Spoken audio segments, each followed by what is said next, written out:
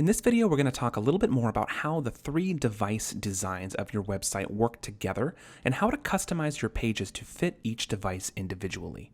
As I mentioned in previous videos, we have a very handy device selector here on our top toolbar, allowing you to seamlessly switch between the different devices to edit them. Here we're looking at the desktop version of our About page, but we can click over to Tablet, and we've got a pretty similar appearance here. You'll often find that tablet and desktop have matching layouts because their formats aren't too drastically different.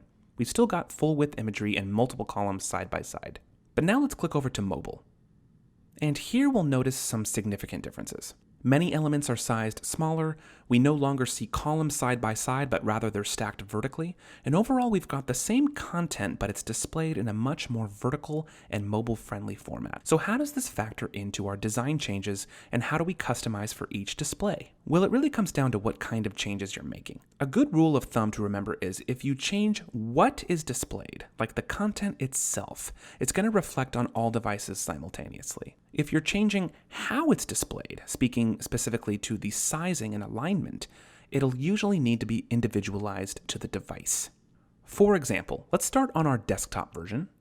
And here in the Family Business section, we've got one button for Contact Us. Now let's say we wanted to add a second button.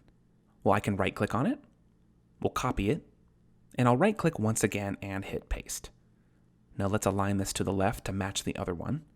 And now let's click into its panel and we'll change the text to say, Read More.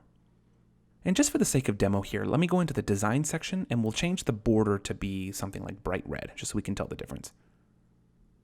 There we go. Okay, let me close out of this. Now let's click over to our tablet version.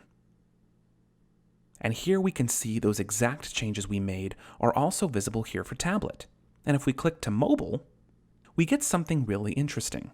The what has been changed, meaning on desktop, we added a second button with a red border to say Read More. And here on mobile, we have a second button with a red border that says Read More. But here on mobile, it's center aligned. It's not left aligned.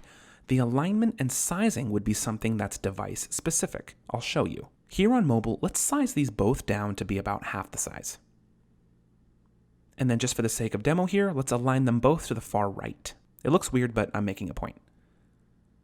Great, now let's go back to the tablet version. We can see here on tablet that those changes are not reflected. And back to desktop again. Those changes are also not reflected here either. It really comes down to the way mobile formatting works. Obviously for mobile sites, in most cases you want the content to match, right? You want the wording to stay the same, you want the color to stay the same, but the size and the alignment has to be different to make sense for mobile. Our builder functions in such a way that makes the styling experience very intuitive, and almost every single time will give you exactly what you want. But here is one more pro tip, just in case you're not getting what you want. Let's say for some reason you don't want this image to display on mobile at all. Well, if you delete it on the mobile site, it's going to remove it entirely across all devices. So here's a workaround. Let's go to our desktop version again, and let's click into the row settings for this section. As I described in previous videos, we have a function here to hide content on various devices. So here's what I do. We're going to copy this row, like so, and we'll click row again, and I'll hit paste. There. Now here on desktop, we've got two instances of the exact same row. Now ultimately, I want one of them to be viewable on desktop and tablet, and I want the other one to be viewed on mobile. Well, how do we do this? Well, let's click into the first one, and we're going to go to Hide on Device, and we'll select Hide on Mobile. This will be the one that's viewed on the larger devices. Now let's go to the second one, and we're going to do the exact opposite. We're going to hide it on tablet and desktop. So now we have only one occurrence of this row on each device, but on mobile, technically it's a completely different row. So we can go to mobile, we can remove this image, or whatever it was you wanted to do for this device specifically, and if we click back to tablet, the image is still there, and clicking back to desktop, of course the image is still there. It's that simple. One last thing to note here, let's click to our home page, and I'm going to click into this photo gallery here in the Recent Projects section. Now when you go to a design section of a widget, we see a small notation here on the top. It says Content Display for Desktop Only. That means that this particular parameter, which is the layout option for how the images are placed on the page, will only be reflected in the desktop version of the site. Now let's go to tablet. And we'll click into the same widget, and we can even already see that it looks different here.